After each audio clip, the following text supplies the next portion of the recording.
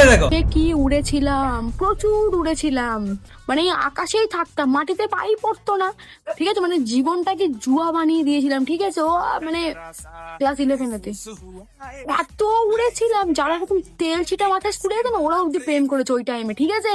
মানে এমন কেউ নেই যারা অধপতন দেখিনি, যাকে জিজ্ঞেস কিরে ভাই পড়তে বসিস, বলে পড়াশোনা হবে কি, বই বই কি, মানে বইয়ের সাথে কোনো সম্পর্ক ছিল না, কোনো রকম কোনো সম্পর্ক বইয়ের সাথে ছিল না। ক্লাস 11-এ আমি বই ধরিনি।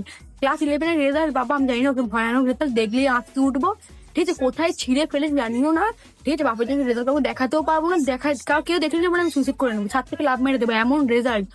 মানে পরীক্ষা জানি না যে পরীক্ষা আছে, ঠিক আছে, মানে বিশাল জঘন্য ভাবে ক্লাস 11-এ তো উড়েছিলাম।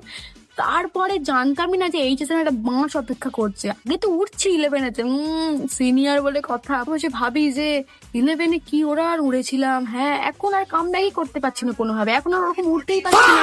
একজন কমেন্ট করেছে সত্যি জীবনটাকে জুয়া বানিয়েছিলাম। আমরা উঠছিলাম খুব, 3 দিন পর এক্সাম, হাতা মাথা খুঁজে পাচ্ছিলাম না।